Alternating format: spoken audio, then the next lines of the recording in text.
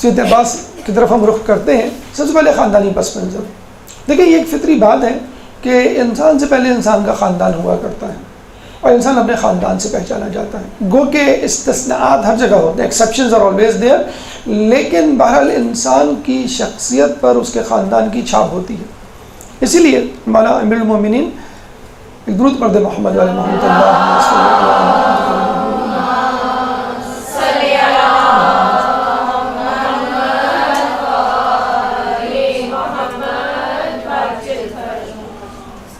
اپنے بھائی عقیل سے مشورہ لیتے ہوئے نظر آتے ہیں اور کہتے ہوئے نظر آتے ہیں کہ میرے لیے کسی ایسی عورت کا، کسی ایسے قبیلے کی عورت کا انتخاب کرو کہ جس سے ایک بہادر اولاد پیدا ہو. چنانچہ آپ کو مشورہ دیا جاتا ہے اور کلابیہ نامی قبیلے کی عورت فاطمہ کلابیہ سے جو ہے وہ آپ کا تعارف کروایا جاتا ہے اور آپ کی پھر شادی اس قبیلے کی عورت سے ہوتی ہے. نام آپ کا فاطمہ کلابیہ تھا، لیکن انہوں نے شادی کے بعد گھر میں داخل ہوتے بھی پھر سب سے پہلے تو کہتے ہیں کہ انہوں نے دروازے کی چوکھٹ کا بوسہ لیا اور شہزادوں سے کہا کہ میں تمہاری کنیز بن کر اس گھر میں آئی ہوں، ماں بن کر نہیں. اور واقعی انہوں نے کنیزی کا حق ادا کیا. نہ صرف انہوں نے کنیزی کا حق ادا کیا بلکہ ان کے بیٹے حضرت عباس نے بھی غلام ہونے کا حق ادا کیا. بہرحال حالانکہ نہ وہ کنیز تھی نہ یہ غلام تھے. بہرحال آپ نے جو ہے وہ کنیزی کو اختیار کیا اور کہتے ہیں کہ انہوں نے سختی سے منع کیا تھا مجھے فاطمہ کے نام سے نہ پکارو، کیونکہ مولا کو جناب علی کو بی بی سیدہ یاد آ جاتی ہے، فاطمہ الزہرا یاد آ جاتی ہے. چنانچہ انہوں نے اپنا نام جو ہے اپنے لقب کی بنیاد پر ام البنین یعنی بیٹوں کی ماں، 4 بیٹوں کی ماں جو ہے منتخب کیا. 4 بیٹوں کی ماں تھی جس میں ایک جو ہے وہ عبداللہ، دوسرے جعفر، تیسرے عثمان اور چوتھے جناب عباس. تو 4 بیٹوں کی ماں تھی اور چاروں بیٹے جو ہیں وہ شہید ہوئے، اللہ کے سپرد ہوئے، اسلام کی راہ میں قربانی کے کام آئے. اب آئیے ان کے بزرگوں کی طرف. جیسے آپ نے سنا کہ بڑا بہادر قبیلہ تھا، بڑے بہادر قبیلے سے تعلق رکھتی تھی. تو کیا اس کی وہ ہے دلیل یا کوئی مثال ہمیں پیش کریں؟ مثلاً آپ کے قبیلے کے ایک بزرگ بہادر کا نام ہمیں ملتا ہے عامر بن مالک. عامر بن مالک کا لقب تھا ملاعب الانسا، اسنا، ملاعب الاسنا یعنی نیزے سے اسنان، یا اسنا جو ہے وہ نیزے کو کہتے ہیں. ملاعب کھیلنے والا، کھلاڑی، یعنی نیزوں سے کھیلنے والا. عرب ممالک میں جس طرح ہم کہیں کہ تلوار سے کھیلنے والا، نیزوں سے کھیلنے والا، یعنی اس کے لیے کوئی مشکل کام ہی نہیں ہے، تو عام سا مسئلہ ہے. اور آپ نے امین مختار کی فلم میں دیکھا بھی ہوگا کہ مالک اشتر کے بیٹے ابراہیم نے کس طرح نیزے سے کھیلتے ہوئے اس کو اپنے دشمن کے سینے میں اتارا. تو ان کا نام تھا ملاعب الاسنا یعنی نیزوں سے کھیلنے والا. اسی طرح آپ کے خاندان کے بزرگ تھے عامر بن طفیل، جن کے بارے میں کہا جاتا ہے اتنے بہادر تھے، اتنے مشہور تھے اپنی بہادری میں کہ قیصر روم کے دربار میں اگر کوئی شخص عرب ممالک سے آتا تو وہ اس سے پوچھتے کہ تمہارا عامر بن طفیل سے کیا تعلق ہے. اگر وہ کوئی تعلق بتلاتا کہ ہاں میں اس کا دوست ہوں، میں اس کو جاننے والا ہوں، میں اس کا رشتہ دار ہوں، تو وہ اس کی بہت آؤ بھگت کرتا، تو پھر تحائف انعام و کرام سے نوازتا. اور اگر تعلق ظاہر نہ کرتا یا تعلق نہ ہوتا تو اس کو کوئی توجہ نہیں دیتا. اسی طرح آپ کے خاندان کے ایک بزرگ ہیں جن کا نام ہے عروہ ریحالی. عروہ ریحالی جن کے بارے میں کہا جاتا ہے کہ ان کا عمرہ و سلاطین کے ہاں آنا جانا بہت تھا. ریحالی رحل سے نکلا ہے یعنی چلنا. تو ان کے بزرگ نہ صرف مشہور تھے، نہ صرف یہ کہ بہادری میں اپنا ثانی نہیں رکھتے تھے، بلکہ خود عمرہ و سلاطین بھی اس کے معترف تھے. تو ہم یہ کہہ سکتے ہیں کہ بنو ہاشم کے بعد اگر کوئی قبیلہ بہادری میں مشہور تھا تو کلابیہ قبیلہ تھا. اب آئیے صفات عباس کی طرف کہ جناب عباس میں وہ کون سی صفات ہیں جو ہمارے عالیہ قابل تقلید ہیں، جن کو دیکھ کر ہمارے ایمان میں اضافہ ہوتا ہے اور ہمیں ایک حوصلہ ملتا ہے زندگی گزارنے کا کہ مشکل اوقات میں کس طرح زندگی گزاری جاتی ہے. جیسے کہ آپ کو معلوم ہے عباس شیر کا ایک نام ہے عربی زبان میں ایک ہی چیز کے بہت سارے نام ہوتے ہیں اور ایک ہی نام کے بہت سارے معنی ہوتے ہیں. تو اسی طرح شعر کے بہت سارے معنی ہیں. تو خود لفظ ہے، الفاظ استعمال ہوتے ہیں. حیدر ایک لفظ ہے، خود عباس ایک لفظ ہے. القاب میں ابو الفضل یعنی فضل کا باب، فضائل کا باب، فضیلتوں کا باب. فضل ان کے بیٹے کا بھی نام ہے، یعنی کنیت بھی ٹھہری اور لقب بھی، اور یقیناً وہ فضائل سے آراستہ اور پیراستہ تھے، اس کے حامل تھے. باب الحوائج بہت مشہور لقب ہے آپ کا، امام موسیٰ کاظم کا اور جناب علی اصغر کا، تینوں شخصیات کا لقب ہے باب الحوائج. اس کے علاوہ سقا یعنی پانی پلانے والا ایک لقب ہے قمر بنی ہاشم. اسی سے ہم اپنی گفتگو کا آغاز کرتے ہیں. درود پڑھتے ہیں محمد والے محمد.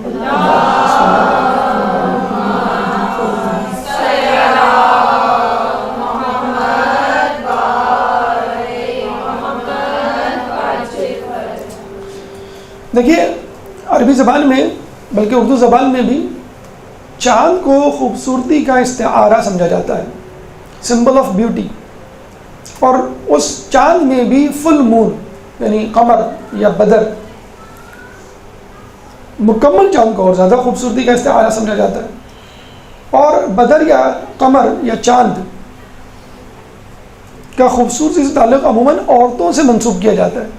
تو آپ اندازہ لگا لیجئے کہ جب یہی استعارہ کسی مرد کے لیے استعمال ہوگا تو یقیناً وہ مرد جو ہے بہت ہی وجیح اور بہت ہی خوبصورت ہوگا. اچھا، صرف حضرت عباس نہیں، حضرت عباس کے خاندان میں بہت سارے لوگ، بلکہ پورا خاندان بنی ہاشم. کہا یہ جاتا ہے کہ ایک دفعہ بنو امیہ کے کسی شخص نے امام سے پوچھا کہ کیا وجہ ہے کہ بنی ہاشم کے بزرگوں کی، جوانوں کی داڑیاں بڑی گھنی ہوتی اور ہماری خشخشی یعنی پوری داڑھی نہیں ہوتی. امام نے کہا کہ تم لوگ شجر خبیثہ سے تعلق رکھتے ہو جس میں جھاڑیاں ہوتی ہیں. یعنی جو شجر خبیثہ ہوتا ہے، قرآن میں بھی شجر خبیثہ، شجر طیبہ کا ذکر ہے. شجر طیبہ یعنی معصومین اور اہل بیت کے خاندان کو کہا گیا ہے. شجر خبیثہ بنو امیہ کے خاندان کو کہا گیا ہے ایک تفسیر کے مطابق. تو بنی ہاشم کا خاندان پہلے ہی سے بہت زیادہ خوبصورت وجیح نوجوانوں کا خاندان کہلاتا تھا. مثلا ہم عبد المناف کی بات کرتے ہیں، وہ کہلاتے تھے قمر بطحہ. بطحہ مکے کا ایک نام ہے. قمر بطحہ یعنی مکے کا چاند، اتنے خوبصورت تھے عبد المناف. اس کے بعد خود حضرت عبداللہ رسول اللہ کے والد، ان کو کہا جاتا تھا قمر حرم یعنی بیت اللہ کا چاند. وہ بھی اپنی خوبصورتی میں لاسانید ہے. خود جناب سیدہ نے رسول اللہ کو قمر لیل جو ہے کئی جگہوں پہ پکارا ہے. اس کے علاوہ حضرت علی کے لیے قرآن میں والشمس والضحاها والقمر اذا تلاها، یہ رسول اللہ کو شمس اور علی کو قمر کہا گیا ہے کہ جب چاند اس کے پیچھے پیچھے آ جائے. کربلا میں جب امام حسین کا سر نوک نوزیہ پہ بلند ہوا تو کئی لوگوں نے بے اختیار سر حسین کو دیکھ کر کہا کہ راسن قمری زہری، کہ کیا ہی خوبصورت سر ہے جو چاند کی طرح چمک رہا ہے. تو اس میں اگر آپ کو قمر بنی ہاشم کہا جائے تو کوئی حیرت کی بات نہیں. ہاں، یہ ایک حیرت کی بات ہے کہ دیکھیں ہم نے اتنے سارے چاند گنوائے آپ کو، عبد المناف، حضرت عبداللہ، خود رسول اللہ، حضرت علی اور امام حسین، پانچ خوبصورت وجیح نوجوان. اب اگر آپ کسی کو بتائیں، کوئی آپ سے پوچھے کہ بھئی بنی ہاشم میں خوبصورت لوگوں کے نام یا بنی ہاشم میں کسی خوبصورت آدمی کا نام بتائیں، اب آپ ان کو نام بتانا شروع کرتے ہیں بھائی کہ یہ جو ہے وہ مناف بھی تھے اور عبداللہ بھی تھے، علی بھی تھے اور رسول اللہ بھی تھے. اور تو آپ کے سننے والا کیا کہے گا؟ بھائی ایک نام بتا دو، ان میں بہترین نام کون سا ہے، یعنی جو بنی ہاشم کا چاند ہو. تو آپ کہیں گے قمر بنی ہاشم. تو یہ ایک بہت بڑی سعادت ہے کہ چاند تو بنی ہاشم میں بہت تھے، لیکن قمر بنی ہاشم کا لقب جو ہے جناب عباس کی جھولی میں آیا. اللہم صلی اللہ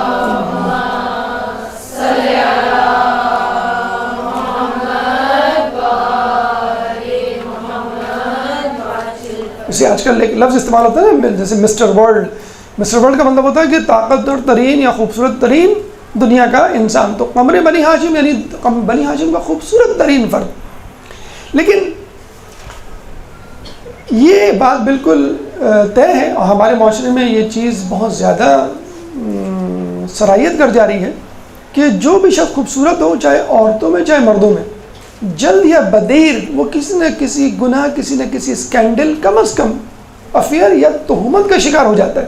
اور آج کل تو میڈیا کا دور ہے، آج کل تو جہاں اچھا چہرہ، جہاں اچھی شخصیت نظر آئی، فوراً آفرز آنی شروع ہو جاتی ہیں، بھائی آپ ڈرامے میں کام کریں، آپ فلموں میں کام کریں، ایڈ میں کام کریں، کم از کم آپ نیوز پڑھنے آ جائیں۔ تو ہمارے یہاں تو مطلب اچھے گھرانے کے لوگ یا پڑھے لکھے گھرانے کے لوگ تو بہت دور کی بات ہے، ایک چائے والا ہو جاتا ہے مشہور، کیوں نہیں ہو جاتا؟ تو اس کی تصویر جو ہے آ جاتی ہے، اور پھر وہ اس کو ڈراموں، فلموں اور ایڈ میں تو پتہ چلتا ہے کہ وہ جو ہے اسکینڈلائز ہو گیا اور پتہ نہیں کیا کہ پھر اس کے ماں باپ نے باقاعدہ اس کو خط لکھ کے برا بھلا کہا، فون کر کے برا بھلا کہا کہ تم کن چکر میں پڑ گئے، ہم نے کراچی تمہیں کس لیے بھیجا تھا، اور تم کو کیا ہو گیا، تم کیا لڑکیوں کے ساتھ، عورتوں کے ساتھ گھوم پھر رہے ہو، ان کے ساتھ ڈانس کر رہے ہو۔ پھر اس نے جو ہے وہ چیز چھوڑی، اب پتہ نہیں ہے آخری خبریں کیا ہیں، لیکن بہرحال جو ہمیں پتہ چلا تو یہ حقیقت ہے۔ کالج یونیورسٹیز میں پڑھنے والے اس بات کو بہت اچھی طرح جانتے ہیں، لیکن حضرت عباس کی وہ شخصیت ہے کہ جس نے قمری بنی ہاشم کا لقب ارن کرنے کے باوجود، لقب حاصل ہونے کے باوجود کبھی پا استقامت میں لغزش نہیں آنے دی، جو انبیاء کی سنت رہی۔ جیسے یوسف علیہ السلام خوبصورتی میں بے مثل تھے، لیکن پا استقامت میں لغزش نہیں آئی، فائدہ اٹھا سکتے تھے، مطلب فائدہ اٹھا کے زلیخا تو کیا وہ پوری سلطنت میں قابض ہو سکتے تھے، لیکن انہوں نے خدا کی اطاعت کو مد نظر رکھا۔ اسی طرح ہم کہیں گے کہ جناب عباس جو ہے وہ خوبصورت ہونے کے باوجود ناجائز فائدہ تو بہت دور کی بات ہے، وہ باعفت ٹھہرے، باعفت ہی نہ ٹھہرے، باعصمت ٹھہرے۔ یہ عباس کی دوسری صفت، پہلی صفت قمر بنی ہاشم، دوسری صفت باعصمت ہونا۔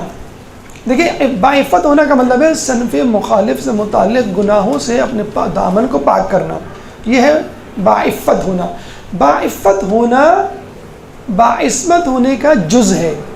باعصمت کا مطلب ہے ہر قسم کے گناہوں سے پاک، فقط صنف مخالف سے متعلق گناہ، ہر قسم کے گناہوں سے پاک، عقل کے گناہوں سے پاک، غضب کے گناہوں سے پاک، وہم کے گناہوں سے پاک، شہوت کے گناہوں سے پاک۔ جو چار ہم اجزاء نفس پڑھتے ہیں، عقل، شہوت، غضب اور وہم یا وہم، تو ان تمام گناہوں سے جو پاک ہوگا اس کو ہم کہیں گے باعصمت، معصوم ہونا یا باعصمت ہونا۔ تو باعفت ہونا کا مطلب کیا ہے؟ شہوت سے متعلق گناہوں سے پاک، اور باعصمت ہونا کیا ہے؟ جو چار اجزاء ہیں نفس کے ان سے پاک ہونا۔ یہاں پہ ایک بہت اہم سوال اٹھتا ہے کہ کیا حضرت عباس معصوم تھے؟ بہت اچھا سوال لوگ پوچھتے ہیں، تو اس کا وہ جواب دلیل بھی دیتے ہیں۔ بھی ہم نے تو پڑھا تھا 14 معصومین، اور یہ جو آیت تطہیر ہے انما یرید اللہ لیذھب عنکم الرجس ویطہرکم تطہیرا، اللہم صلی علی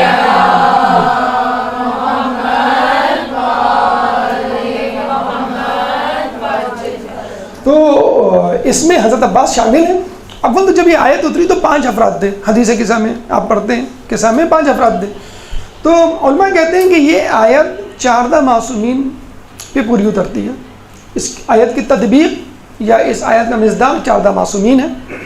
اس کے بعد اللہ تعالیٰ نے کسی کی ضمانت نہیں لی، وہ تو احرقم تطہیرہ کہہ کے، جیسے کہ تم کو پاک کر دینا حق ہے، پاک کر دینے کا حق ہے، اس طرح کسی کی ضمانت نہیں لی۔ اب یہیں پہ آ کے ایک سوال اٹھتا ہے کہ کیا عصمت اختیاری ہے یا اجباری؟ اختیاری یعنی میرے اختیار میں ہے کہ میں باعصمت رہوں عمر بھر، یا جبر ہے اللہ تعالیٰ کی طرف سے، یعنی اللہ تعالیٰ نے 14 معصومین کو اجباری طور پر باعصمت بنایا کہ تم معصوم ہو، معصوم رہو گے، ہماری ذمہ داری ہے، کوئی گناہ تم کو نہیں چھوئے گا۔ تو اب یہاں یہ سوال پیدا ہوتا ہے، اگر اللہ نے اپنے ہاتھ میں اختیار لے لیا، یعنی معصومین پہ جبر کر دیا کہ بس تم معصوم ہو، تو اس میں معصومین کا کیا کمال؟ ان کا کوئی کمال نہیں۔ اگر وہ گناہ سے بچے تو کیا ہوا؟ اللہ نے بچایا؟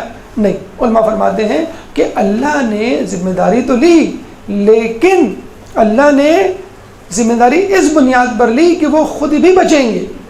جیسے ایک ٹیچر ہے، وہ کہتا ہے تمہارا یہ گریڈ آئے گا، یہ میری ذمہ داری ہے، تو اس کا مطلب کیا ہوا؟ بچہ بالکل نہ پڑھے، بچہ ایگزام میں کچھ بھی نہ لکھ کے آئے، ایک گریڈ آ جائے گا؟ نہیں۔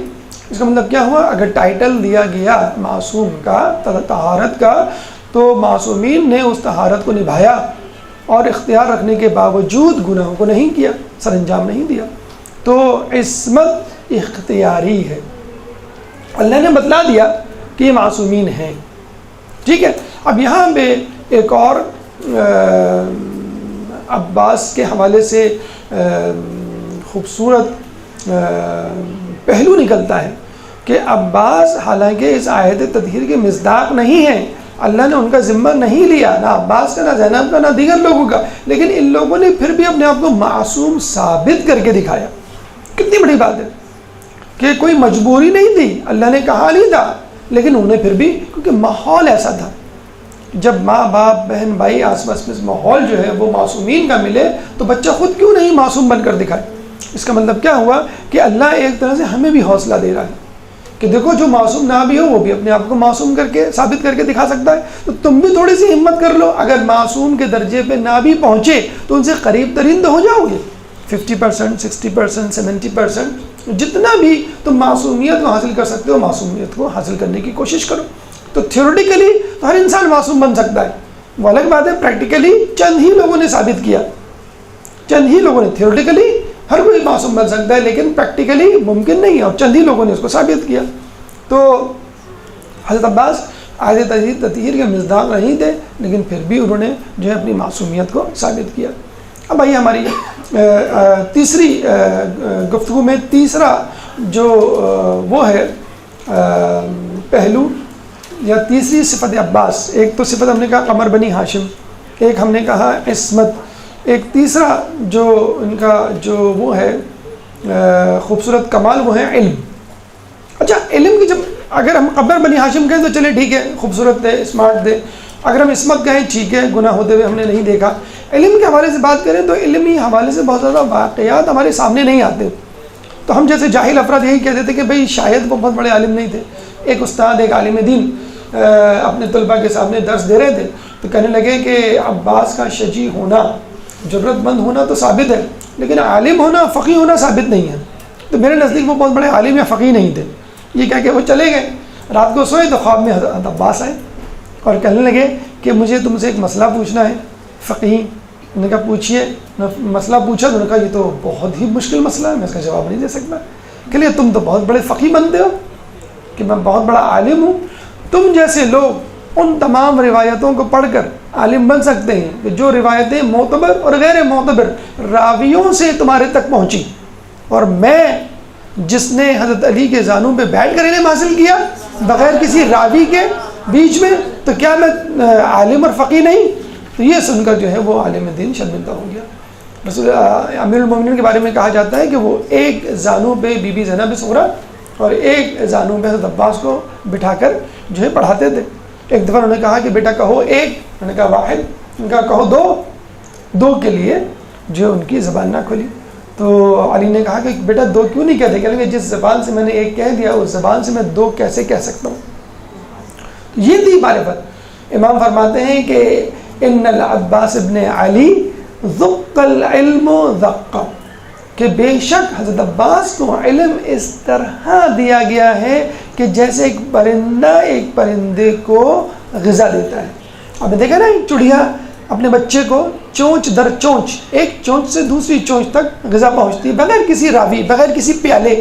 ہم تو چمچے میں پھر بھی پلاتے ہیں، ماں چمچے میں، بوتل میں، پیالے میں، وہ تو چونچ سے چونچ تک جاتا ہے، بیچ میں کوئی واسطہ نہیں ہوتا. تو پولوشن کا، کنٹامینیشن کا کوئی امکان ہی نہیں ہے کہ آپ امیر المومنین کسی سے کہیں اور وہ جو ہے حضرت عباس سے کہیں. کوئی راوی نہیں. جتنے زیادہ راوی ہوں گے علم اتنا ہی مشتبہ ہوگا. کیوں آج مسلمان 73 فرقوں میں بٹے ہوئے؟ علم کے مشتبہ ہونے سے. رسول اللہ کے زمانے میں ایک اسلام تھا، اس کے بعد 2، پھر 4، پھر 73 اسلام آپ کے سامنے آ گئے، کیونکہ راوی بیچ میں آ گئے بہت سارے غیر مصدقہ یا کاذب راوی. تو حضرت عباس کا علم یقیناً اپنی مثال آپ تھا. اب یہ بات الگ ہے کہ وہ موقع نہیں ملا. مثلا ایک طالب علم ہے، وہ 10 کتابوں کو پڑھ کر آتا ہے اور آپ اس سے وائوہ لیتے ہیں، سوال جواب کا سلسلہ ہوتا ہے، اور آپ سے پہلی کتاب پوچھتے ہیں. پہلی کتاب میں وقت پورا ہو جاتا ہے، فرض کر لیجئے ایگزام کا 10 منٹ 15 منٹ جتنے بھی آپ ڈیڈیکیٹ کرتے ہیں. پھر آپ کہتے ہیں کہ بھائی تم نے ایک ہی کتاب پڑھی. وہ بچہ کیا کہے گا؟ سر آپ نے مجھ سے صرف ایک ہی کتاب پوچھی، آپ نے مجھ سے پوچھا ہی کیا؟ اگر پوچھتے تو میں بتلاتا. تو حضرت عباس کو موقع ہی نہیں ملا. ابھی آئے گا تذکرہ. علم کیا، بہت ساری باتوں میں موقع نہیں ملا. اگر کسی امام کو، کسی معصوم کو یا کسی بڑی شخصیت کو جو کسی خوبی کا حامل ہو اس خوبی کے مظاہرے کا موقع نہ ملے تو کیا اس کا مطلب یہ ہے کہ وہ خوبی سے آ رہی ہے؟ جی نہیں، خوبی موجود ہے لیکن مظاہرے کا موقع نہیں ملا۔ یہاں پہ ہماری تیسری بات یا تیسری صفت عباس، چوتھی صفت عباس کا ہم تذکرہ کریں گے، اور وہ ہے سقایت، یعنی پانی پلانا۔ پہلی خوبی قبر بنی ہاشم، خوبصورتی، وجاہت۔ دوسری ان کی خوبی عفت، یعنی عفت نہیں، عصمت۔ نمبر 3 علم، ٹھیک ہے، اور نمبر 4 سقایت۔ یہ ایک بہت دلچسپ موضوع ہے، اور غالباً حضرت عباس کے علاوہ کوئی بھی اتنا پانی پلانے والا مشہور نہیں ہوا۔ ساقی کوثر ہے امیر المومنین، لیکن جو نسبت پانی پلانے کی یا سیراب کرنے کی حضرت عباس سے دی جاتی ہے وہ بہت کم لوگوں کو۔ سب سے پہلے تو یہ بات ذہن میں رکھ لیجئے کہ پانی پلانے کو ہم نے بہت انڈر ایسٹیمیٹ کیا ہوا ہے، بہت چھوٹا کام سمجھا ہوا ہے۔ یعنی ہم سے کہا جائے کسی بڑے کام کا تو ہم کر لیں گے، لیکن پانی پلانے کا کہا جائے تو ہم اس کو چھوٹا کام سمجھتے ہیں۔ مثلا کسی کو کہا جائے کہ بھائی سبیل پہ کھڑے ہو جاؤ، نہیں، ہمیں سبیل پہ نہیں کھڑا ہونا، کوئی بڑا کام دیا جائے۔ یا کسی کو کہا جائے بھائی مہمانوں کو پانی پلاؤ، تو کوئی چھوٹا کام، یہ تو چھوٹا کام ہے، کوئی بڑا کام دیجیے ان کو۔ تو آپ دیکھیے ابھی اندازہ ہو جائے گا آپ کو کہ پانی پلانا خود کتنا بڑا کام ہے۔ سب سے پہلے اگر پانی پلانے کی اہمیت کو جاننا ہے تو خود پانی کی اہمیت کو جانیے کہ کیا پانی اہم ہے۔ مطلب میں آپ کو ایک چیز دیتا ہوں تو پہلے اگر اس چیز کی اہمیت ہوگی تو اس کا دینا بھی اہم ہوگا۔ یعنی اگر آپ سونا صدقہ کرتے ہیں تو اس کا مطلب ہے سونے کی اہمیت ہے، جبھی تو اس کو صدقہ کرنے کا ثواب ہے بہت زیادہ۔ جتنی زیادہ قیمتی چیز ہوگی اتنا ہی زیادہ اس چیز کو دینے کا ثواب بھی ہوگا اللہ کی راہ میں یا دوسروں کو دینے کے حوالے سے۔ پانی کی کیا اہمیت ہے؟ شاید اس وجہ سے پانی کی کوئی اہمیت لوگ نہیں گردانتے کہ فری آف کاسٹ ہے۔ 2/3 آف دا ورلڈ، 2/3 دنیا کا پانی جو ڈھپا ہوا ہے، ایک بے ذائقہ جو ہے وہ چیز ہے، تو شاید اس وجہ سے، لیکن حقیقت ہے کہ بہت اہمیت ہے۔ مثلا پانی کی اہمیت کو ہم مد نظر رکھ لیتے ہیں۔ کہتے ہیں کہ قیصر روم نے حاکم شام کو ایک شیشی بھیجی اور یہ کہا کہ اس شیشی میں دنیا کی ہر چیز ڈال کے دو۔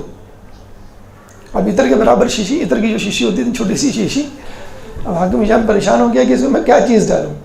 اگر آپ کے پاس بہت بڑا ٹرک بھی ہو، NLC کا ٹرک ہو، بہت بڑا کنٹینر بھی ہو، اس میں آپ کتنی چیزیں ڈالیں گے؟ پھر بھی پورے گھر کا سامان نہیں آئے گا، تو شہر اور دنیا تو بہت دور کی بات۔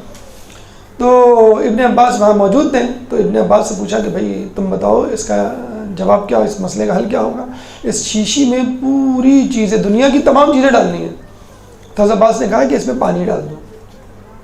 جب پانی ڈال کے بھیجا تو بڑا خوش ہوا، کہنے لگا بالکل ٹھیک۔ تو لوگوں نے حضرت عباس سے پوچھا بھائی اس کی کیا وجہ ہے؟ کہنے لگا تم نے سورہ انبیاء آیت نمبر 30 نہیں پڑھی؟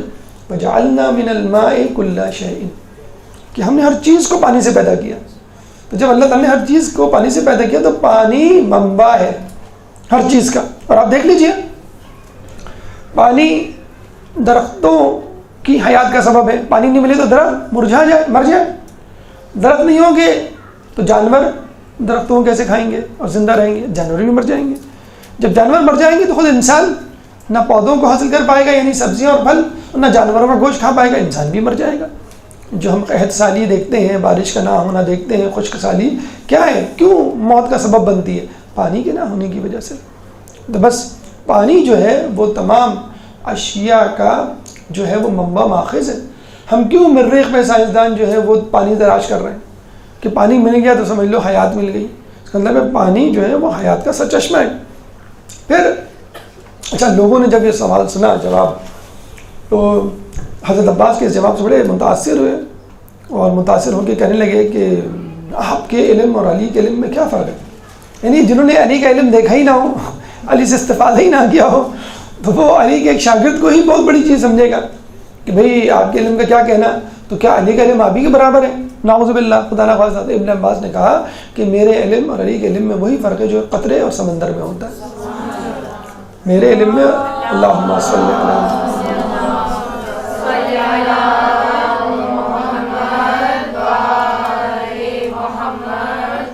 جو ایک پانی جو قطرے میں اور سمندر میں ہوتا ہے۔ اب آپ اندازہ کر لیجئے کہ لوگ قطرے سے تو استفادہ کر رہے ہیں اور سمندر سے سویزن سمندر سے دشمنی. اگر لوگ سمندر سے استفادہ کر لیتے تو کہاں پہنچ جاتے. قطرے سے استفادہ کرنے پر کیسے روم سے جان چھٹ گئی، ورنہ وہ جان کو آ جاتا کہ تم کیسے مسلمان ہو، تم لوگوں کو اس سوال کا جواب نہیں پتہ. تو یہ تھا ابن عباس کا جواب. اور جب بات چلی پانی کی اور حضرت علی کی، تو کسی نے حضرت علی نے سوال کیا کہ مولا یہ بتائیے کہ پانی میں کس چیز کا مزہ ہے. ہر چیز کا ایک مزہ ہوتا ہے نا، ٹیسٹ ہوتا ہے، کڑوا ہوگا، میٹھا ہوگا، تیکھا ہوگا، نمکین ہوگا. تو پانی میں کس چیز کا مزہ ہے؟ اچھا آپ یہ پڑھ چکے ہیں، سائنس بھی کہتی ہے، تمام لوگ اس بات پہ متفق ہے، سائنس وہ پانی جو ہے بے مزہ ہوتا ہے. نجاست کے چیپٹر میں آپ پڑھتے ہیں نا، جب تک اس کا رنگ بو ذائقہ تبدیل نہ ہو جائے. تو ذائقہ کا مطلب ہے کہ اس کو ذائقہ نہیں ہوتا ہے، رنگ نہیں ہوتا ہے، بو نہیں ہوتی ہے. اگر اس میں کوئی چیز آ جائے تو اس چیز کی ہوگی جو اس میں ملائی گئی ہے. کافور مثلا بیری کے پتے یا جو بھی چیز نجاست طہارت، جو بھی چیز بری چیز اس میں گری ہو، ملائی گئی ہو. تو مولانا سب سے پہلے تو یہ کہا کہ تو نے یہ سوال الجھنے کے لیے پوچھا ہے یا سلجھنے کے لیے. کچھ لوگ سوال ٹیسٹ کرنے کے لیے بھی پوچھتے ہیں، الجھنے کے لیے بھی پوچھتے ہیں. تو بیچارہ لاجواب ہو گیا. پھر مولانا نے اس کو جواب دیا، یعنی کہ ٹال دیا. ہمیں جواب نہیں آیا تو ہم کہتے ہیں ہم یہی جواب دیں گے نا کہ تم جو ہے ٹائم پاس کرو، چلو جا کے دوسرے کمرے میں بیٹھ کے پڑھو، شاباش. تو مولانا نے کہا کہ پانی میں حیات کا مزہ ہے. حیات، اللہم صلی علی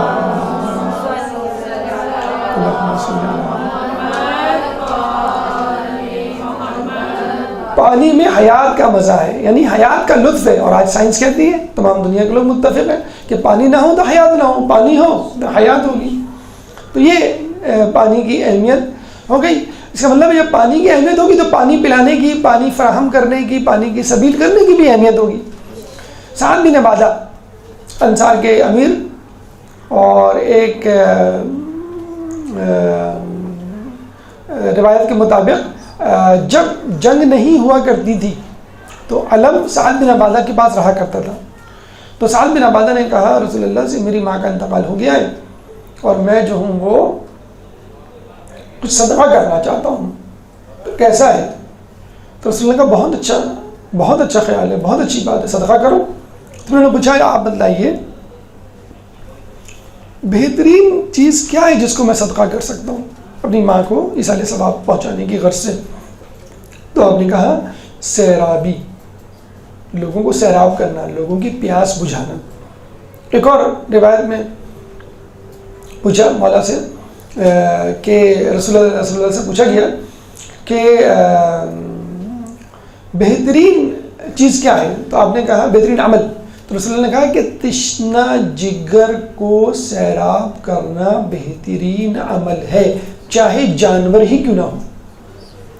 ہم جانور کے پانی پلانے کو تھوڑا سا انڈر اسٹیمیٹ کرتے ہیں، انسانوں کو پھر بھی پلا دیا. چاہے جانور ہی کیوں نہ ہو اس کا انڈر اسٹیمیٹ نہ کیجیے. جناب عباس نے حر کی فوج نہیں بلکہ حر کی فوج کے جانوروں تک کو پانی پلایا. اور اللہ فرماتا ہے سورہ فرقان آیت نمبر 47 میں کہ وَأَنزَلْنَا مِنَ السَّمَاءِ مَاءً طَهُورًا، کہ ہم نے آسمان سے پاک پانی نازل کیا. تو یہی کہتا ہے کہ ہم نے اس پانی کو نازل کیا تاکہ انسان سیراب ہو، تاکہ جانور سیراب ہو. جب اللہ سیراب کر رہا ہے تو انسان کو سیراب کرنے میں کیا دقت یا شرمندگی محسوس کرنا. اسی طرح ایک شخص نے پوچھا کہ وہ کون سا عمل ہے جو انسان کو جنت کے قریب کر دیتا ہے؟ تو آپ نے فرمایا تو ایک مشک خرید لے اور اس سے لوگوں کو پانی پلا، اور اس وقت تک پانی پلا جب تک مشک پھٹ نہ جائے. مسلسل پانی پلاؤ، پانی پلانے سے تھکو نہیں، رکو نہیں کہ بس ایک مرتبہ 2 مرتبہ پلا دیا. اور ایک اور بڑی دلچسپ حدیث کہ اگر پانی میسر ہو تو پانی پلانا کسی غلام کو آزاد کرنے کے برابر ہے، اور اگر پانی میسر نہ ہو اور پھر پانی پلایا جائے تو کسی مردہ کو زندہ کرنے کے برابر ہے. کتنا بڑا جس کہتے ہیں اجر و ثواب ہے. ہمارے یہاں عموماً اس کو چھوٹا سمجھا جاتا ہے. دیکھیں ایک بڑا اچھا، میں ابھی پڑھ رہا تھا ایک میسیج آیا کہ گرمیوں کا موسم شروع ہو گیا ہے، شدت گرمی سے لو لگ سکتی ہے، شدت گرمی سے ڈیہائیڈریشن ہو سکتی ہے، یہ فلاں فلاں چیزیں ہو سکتی ہیں، تو آپ احتیاطی تدابیر کریں، خوب پانی پئیں، پانی پی کے گھر سے نکلیں اور لوگوں کو بھی پانی پلائیں. جگہ جگہ اپنے اسٹالس بھی دیکھے ہوں گے کولر وغیرہ کے لگ جاتے ہیں. ایک تو بڑی اچھی بات کی کہ آپ اپنے گھر کے صحن میں یا ٹیرس میں یا بالکنی میں ایک ٹرے یا تھال رکھ دیں، پلیٹ رکھ دیں جس میں پانی ہو، تاکہ پرندے جو پیاسے اڑ رہے ہیں گھوم رہے ہیں، ان کے لیے تو کوئی بھی پانی نہیں رکھے گا نا. ہم انسانوں کے لیے پھر بھی توجہ کر لیتے ہیں، لیکن پرندوں کے لیے اگر پالے میں ہوں تو الگ بات ہے، لیکن اڑتے ہوئے پنچھی آسمانوں کی سیر کرتے ہوئے ان کو کون پوچھے گا؟ تو تاکہ وہ پرندے جو گرمی سے بے حال ہوں وہ آپ کے ٹیرس، آپ کی چھت، آپ کی بالکنی میں آ کے پانی پی لیں. یہ بھی ثواب ہے، کیونکہ خود حدیث کہہ رہی ہے چاہے جانور ہی کیوں نہ ہو اس کو پانی پلائیں. خود گھر میں بچوں کو اس بات کی ٹریننگ دیں. ضروری نہیں ہے کربلا ہو پھر آپ مشق بھریں، تلوار چلائیں، امام کا ظہور ہو، آپ نیزے سے جو ہے دشمن کے سینے کو جو ہے وہ چیر پھاڑیں. جو کام ابھی آپ کر سکتے ہیں کم از کم اس کو تو انجام دیں. کربلا میں کتنا اہم کام تھا لوگوں کو پانی پلانا، جو حضرت عباس نے اپنے ذمہ لیا. اگر آپ کربلا میں نہیں ہیں تو کوئی بات نہیں، فی الحال جن لوگوں کو پانی پلا سکتے ہیں، ضروری نہیں ہے کوئی تڑپے مرے اور مرنے کے قریب ہو اور پھر آپ اس کو پانی پلائیں. ابو امی کو آپ جب وہ کہیں پانی پلائیں، اور نہ بھی کہیں تو بھی آپ سمجھ جائیں. اگر کوئی شخص مثلا ہم دسترخوان پہ بیٹھتے ہیں تو بچوں کو یہ عادت ڈلوائیں کہ بیٹا پانی کا گلاس بھر کے رکھو. امی کو، ابو کو، بڑی بھائی کو، بڑی بہن کو، چھوٹے بھائی بہن کو کوئی ایسا مذاکرہ نہیں ہے. ہم انتظار کر رہے ہوتے ہیں کہ بھائی، بلکہ دوسروں کے ہم خود پانی مانگ رہے ہوتے ہیں، امی ذرا پانی دے دیں، ابو ذرا پانی دے دیں. نہیں، بچوں کو ٹرین کریں کہ ماں اگر کھانا پکا رہی ہے تو بچے دسترخوان لگائیں، بچے پلیٹیں رکھیں، بچے جو ہے وہ پانی کا گلاس اور اس میں پانی بھر کے رکھیں. جو کام بچے کر سکتے ہیں ان سے ضرور کروائیں. ایک تو خود ٹیم ورک پیدا ہوگا، ایک تو خود یہ بھی معلوم ہوگا کہ ہماری امی جو 2 گھنٹے سے بریانی پکا رہی ہے یا قورمہ بنا رہی ہے یا کچن میں گئی ہوئی ہیں، ان کی کیا حالت ہوتی ہوگی کہ ہم فقط ایک جو ہے وہ کیبنٹ سے گلاس نکال کے کولر میں پانی رکھتے ہیں تو اس میں ہمیں دقت اور زحمت محسوس ہوتی ہے. یا کولر بنانے میں یا فریج کی بوتلیں جو خالی ہو جاتی ہیں تو چیخ پکار مچ جاتی ہے کہ تم لوگ فریج کی ساری بوتلیں خالی کر دیتے ہو اور بھر کے نہیں رکھتے ہو، ساری بوتلیں باہر پڑی ہوئی ہیں. تو یہ سب کیا ہے؟ پانی پلانے کے جسے کہتے ہیں کہ ثواب کے بہانے ہیں، چھوٹی چھوٹی چیزیں جو ہم کر سکتے ہیں. ہر گھر میں یہ دعا ہے، مطلب کوئی گھر اس سے خالی نہیں ہوگا کہ پانی کی بوتل پی اور خالی چھوڑ دی. کولر خالی ہے تو کسی کو ہوش ہی نہیں ہے، ابا آ کے کولر اٹھا کے پٹک دیں کہ بھائی تم لوگوں کو ذرا سا بھی ہوش نہیں ہے، میں تھکا آ رہا تو میرے لیے پانی نہیں ہے. تو یہ بچوں کو بتائیں کہ بیٹا دیکھو، اگر تمہیں اہل بیت کے نقش قدم پہ چلنا ہے تو ضروری نہیں ہے کہ کربلا برپا ہو پھر تم کچھ کرو. تم اس وقت بھی بہت کچھ کر سکتے ہو. مثلا اگر پانی موجود ہے تو آپ لوگوں کو پانی پلائیں. چھوٹے بچوں کو دیکھیں، جو جتنا اہلیت رکھتا ہے جس کام کا، اس کو وہ کام دیا جائے. اب ایک چھوٹا بچہ ہے یا بچی ہے فرض کر لیں 8-9 سال کی، وہ کھانا نہیں پکا سکتی، لیکن یہ پلیٹیں رکھنا، پلیٹیں اٹھانا، دسترخوان رکھنا، دسترخوان اٹھانا، پانی رکھنا، پانی کے گلاس ایک جگہ پہ رکھنا، یہ کام تو ہم کر سکتے ہیں. تو اس کام سے فائدہ اٹھائیے. اور یہ بھی دیکھیں جو حدیث میں ہے نا کہ جنت کے قریب کر دیتا ہے، مشک بھر لو پانی پلاؤ، تو اس کا مطلب یہ نہیں کہ آپ مشک بھریں. بھئی اب وہ مشک کا زمانہ نہیں رہا، آپ کولر بھریں، آپ فریج کی بوتلیں بھریں، آپ جگ بھریں، آپ جو گلاس ہیں اس کو بھریں. مطلب جو چیز موجود ہے بس اس کو آپ کریں. اس کا مطلب کیا ہوا؟ اگر یہ چیزیں نہ ہوتی اور آپ سے کہا جاتا تو آپ انشاءاللہ اس کی بھی کوشش کرتے. جب جو چیز موجود ہے وہ آپ نہیں بھر سکتے تو جو چیز موجود نہیں ہوگی تو پھر آپ اس کو کیسے لائیں گے؟ آسان کام نہیں کر سکتے تو آپ مشکل کام کیسے کریں گے؟ یہ میں ابھی اس کی مثال ابھی آگے آئے گی کہ مولا علی نے جنگ بدر میں پانی کی سبیل کی تھی، کنویں سے پانی لائے تھے. پانی کا کنواں کھودا نہیں تھا کیونکہ کنواں موجود تھا. کہ کنواں موجود ہے تو کھودنے کی کیا ضرورت؟ حضرت نے کنواں کھودا تھا کیونکہ کنواں موجود نہیں تھا، پانی موجود ہی نہیں تھا یا قبضہ تھا اس کے اوپر. تو جو چیز موجود ہے کم از کم اس کو کریں تو انشاءاللہ اللہ تعالیٰ آپ کو ان نیکیوں کی بھی توفیق دے گا جو آپ کو بظاہر سامنے نظر نہیں آ رہی. چھوٹی نیکیاں کریں، اللہ تعالیٰ بڑی نیکیاں کرنے کی توفیق دے گا.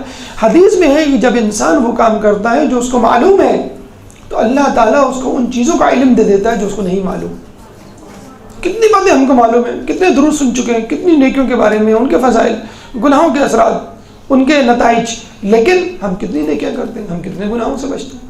تو جو چیز موجود ہے، جس کے لیے ایک جملہ بولا جاتا ہے اویل دا اویلیبلٹی، جو چیز موجود ہے کم از کم اس کو اویل کریں.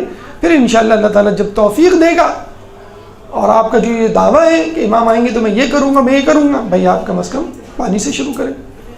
تو یہ پانی کی اہمیت، یہ پانی پلانے کی اہمیت۔ اب آئیے سقائے امتی، یعنی ساقی امت، کتنے ساقی گزرے ہیں، یا پانی پلانے والوں کے کیا درجات ہیں، کیا بزرگان دین ہیں جو ہمیں اس طرف دعوت دیتے ہوئے نظر آتے ہیں۔ درود پڑھ دیں محمد والے محمد۔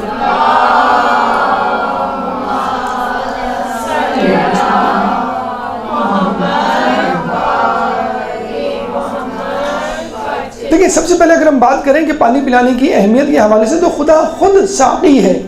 وَأَنزَلْنَا مِنَ السَّمَاءِ مَاءً طَهُورًا، سورہ فرقان آیت نمبر 47۔ کہ اللہ تعالیٰ خود کہتا ہے کہ ہم نے پانی کو نازل کیا جس سے انسان پیتے ہیں، جانور پیتے ہیں، پودے سیراب ہوتے ہیں۔ اور اگر ہم پیچھے جائیں تو ہمیں ملے گا کہ جناب قصی پہلے بزرگ کہ جنہوں نے جو ہے وہ کنواں کھودنے کا کام شروع کیا، زمین سے پانی نکالنے کا کام شروع کیا، اور پانی درآمد کرنے کا کام کیا کہ پانی موجود نہیں ہوتا تھا تو باہر سے کہیں سے پانی لے کر آتے تھے اور پھر لوگوں کو سیراب کیا کرتے تھے۔ پھر اس کے بعد عبد المطلب، انہوں نے تو بہت زیادہ کام کیا، بہت زیادہ مشہور ہوئے پانی پلانے والوں کے حوالے سے۔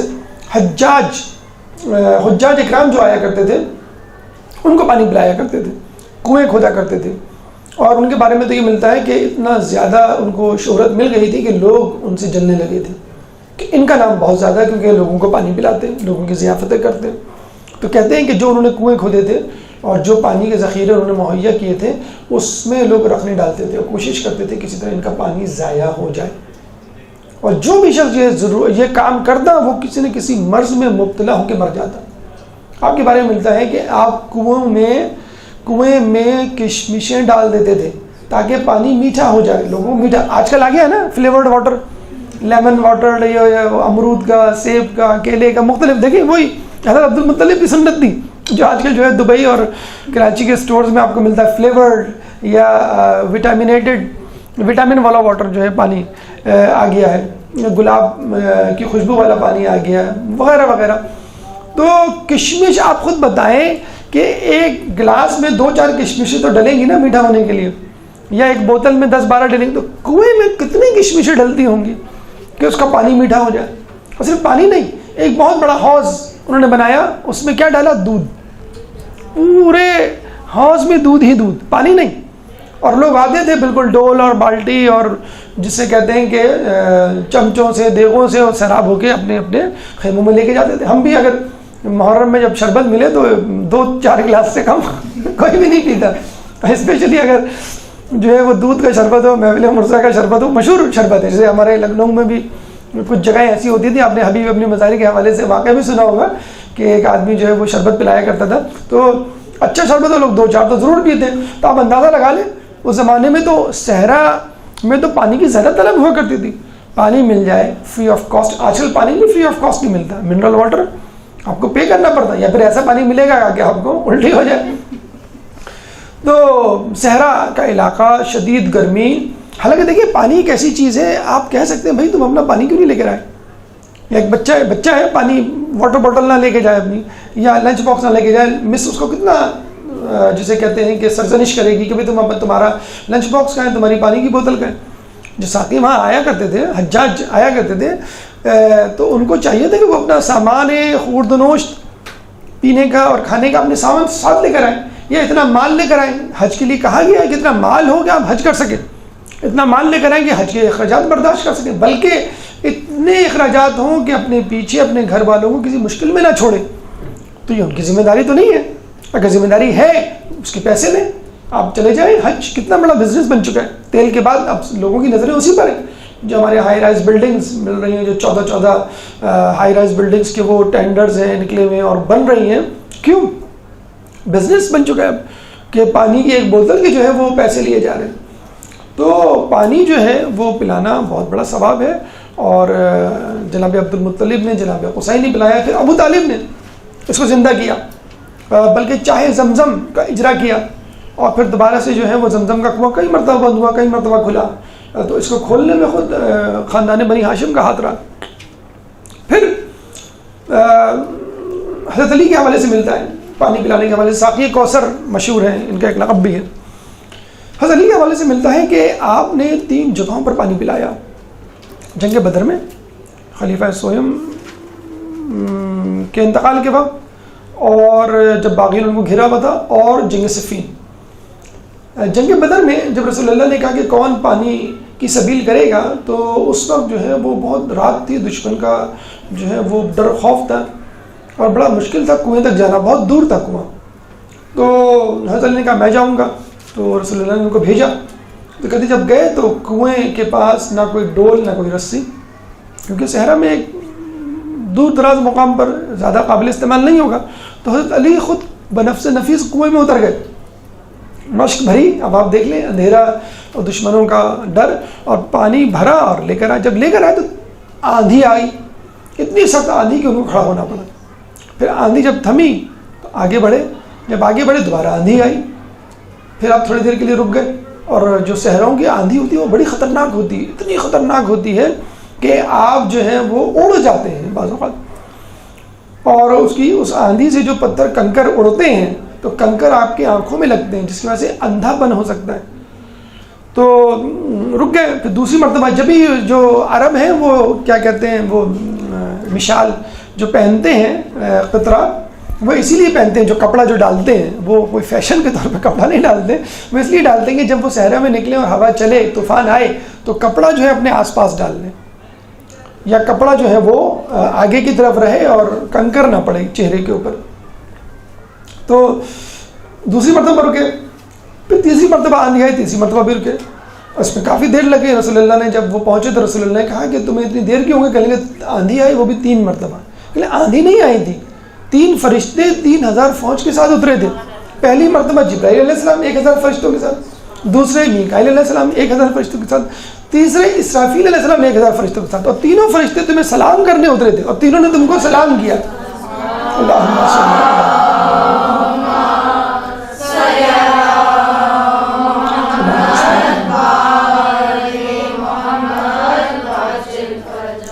ایک یہ موقع تھا کہ مولا علی نے جو ہے پانی کی سبیل کی۔ دوسری مرتبہ خلیفہ سویم کے دور میں جب باغیوں نے خلیفہ سویم کو گھیر لیا تھا، دانا پانی بند کر دیا تھا، تو آپ نے حسن حسین کو کہا، ان کی ڈیوٹی لگا کہ تم ان کو پانی پہنچاؤ۔ کیسے پانی پہنچاتے تھے؟ اندر تو جا نہیں سکتے تھے، باغیوں کا گھیرا تھا۔ تو حسن حسین پانی سے کپڑے کو گیلا کرتے، اور اس گیلے کپڑے کو دیوار کے پیچھے سے پھینک دیا کرتے تھے اندر، اور خلیفہ سویم اس کپڑے کو پکڑتے اور پھر اس کپڑے کو نچوڑتے، نچوڑنے میں جو پانی گرتا اس سے اپنے حلق کو سیراب کرتے۔ تو علی نے تو خلیفہ سویم کو پانی پہنچایا، یہ بعد میں الٹا الزام لگا علی پہ کہ انہوں نے پانی بند کیا، اس لیے ہم کربلا میں ان پر پانی بند کریں گے، یہ الزام لگایا گیا تھا، حالانکہ علی نے پانی پہنچایا۔ دوسری مرتبہ، تیسری مرتبہ جنگ صفین میں جب علی کی فوج آئی تو حاکم شام کی فوج نے فرات پہ قبضہ کر لیا اور لوگوں کو پانی نہیں دیا۔ لوگوں نے آ کے کہا حضرت علی کو، حضرت علی نے کہا کہ تم جا کے قبضہ کر لو، لیکن دیکھو خود بھی پانی پینا، دشمن کی فوج کو بھی پلانا۔ پھر علی کا لشکر جو ہے وہ گیا اور معاویہ کی فوج کو جو ہے ہٹایا اور خود قبضہ کیا اور خود بھی پیا، لوگوں کو پلایا۔ یہاں پر لوگ کہتے ہیں کہ علی کی سقایت یا پانی پلانے کی کوشش کے باوجود حضرت عباس کو سقا کیوں کہا گیا ہے؟ حضرت علی ساقی ہے اور وہ سقا۔ ساقی اور سقا میں کیا فرق ہے؟ جو ساجد اور سجاد میں ہے۔ ساجد سجدہ کرنے والا، سجاد بہت سجدہ کرنے والا، ساقی پانی پلانے والا، سقا یعنی بہت زیادہ پانی پلانے والا۔ حالانکہ عباس نے تو پانی پلایا ہی نہیں، یہی تو ان کا کمال ہے۔ لوگ کہتے ہیں کہ یہی حسرت ان کا کمال ہے۔ دیکھیں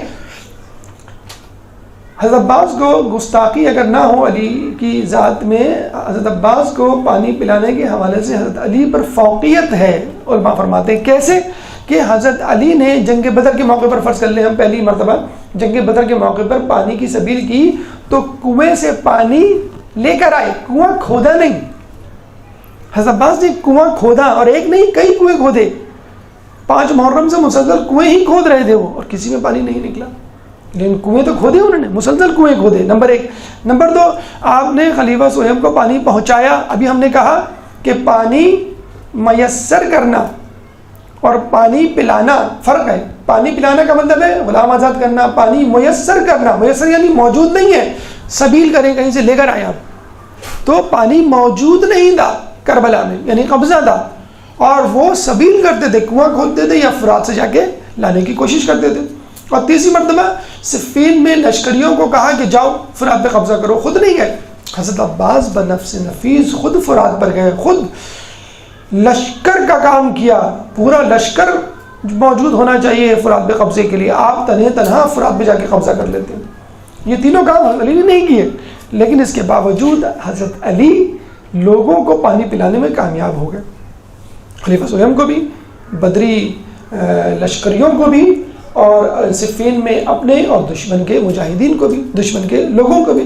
یہاں حضرت عباس ان تمام چیزوں کو کرنے کے باوجود، یعنی ایکسٹرا ایفرٹ کرنے کے باوجود سکینہ کو پانی نہیں پلا سکے، خیمے میں پانی نہیں لے جا سکے۔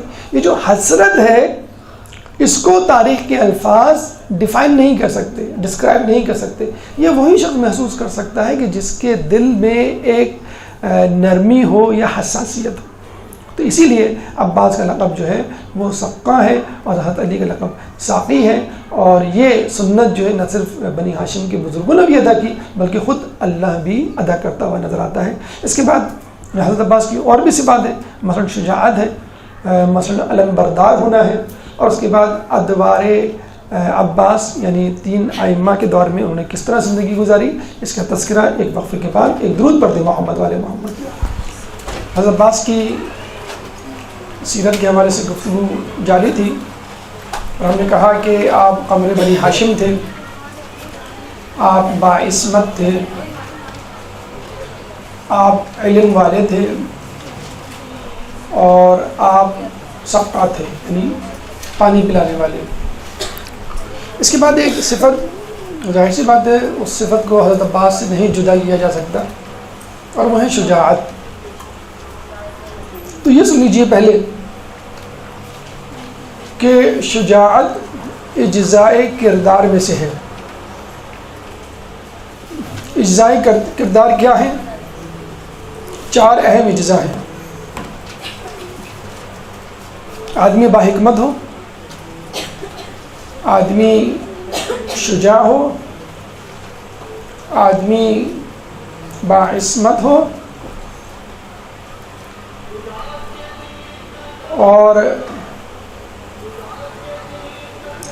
آدمی عادل ہو۔ یہ 4 چیزیں ہیں، 4 اہم ترین خصوصیات گردانی گئی ہیں کسی بھی انسان کو کمال معراج پر پہنچانے کے لیے۔ عاقل ہو یعنی حکیم ہو، عقل مند ہو، شجیع ہو یعنی شجاعت والا ہو، باعصمت ہو، اور عادل ہو۔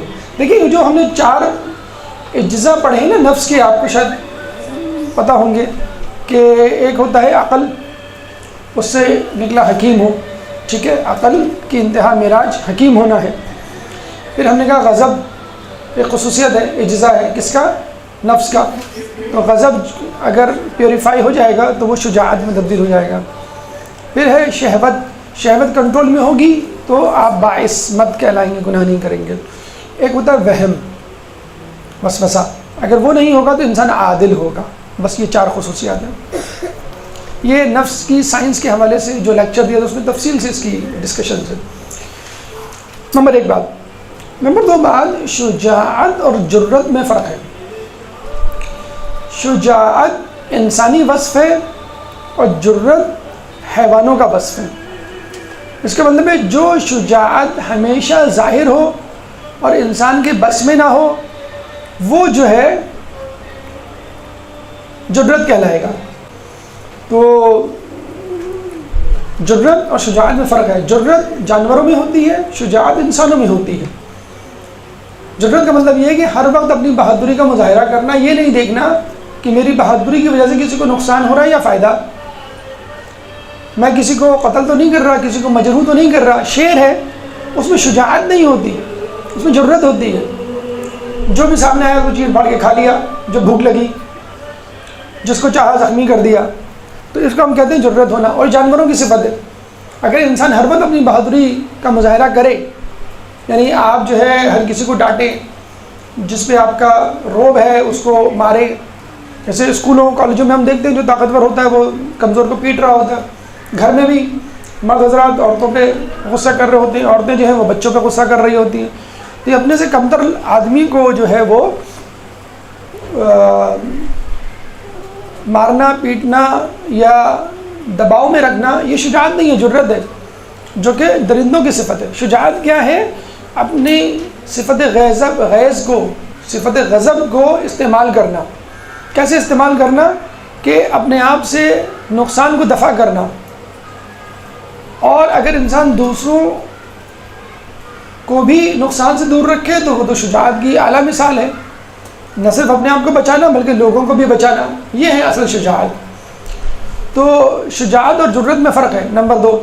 نمبر 3، جب شجاعت ظاہر ہوتی ہے تو بہادری کہلاتی ہے، اور جب اندر ہوتی ہے تو وہ شجاعت باطنی کہلاتی ہے۔ یعنی یوں کہہ لیجیے شجاعت 2 قسم کی ہے، شجاعت ظاہری، شجاعت باطنی۔ شجاعت ظاہری کا مظاہرہ میدان میں ہوتا ہے، اور شجاعت باطنی کا مظاہرہ دل میں ہوتا ہے۔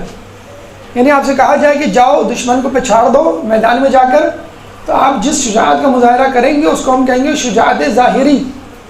اور جب آپ کہیں گے کہ مجھے دشمن سے لڑنے کی اجازت دیجیے اور آپ کو منع کر دیا جائے، تو اس شجاعت کو جو کنٹرول کریں گے آپ، اس کو ہم کہیں گے شجاعت باطنی، کہ آپ میں صلاحیت نہیں لیکن آپ کو اجازت نہیں ملی۔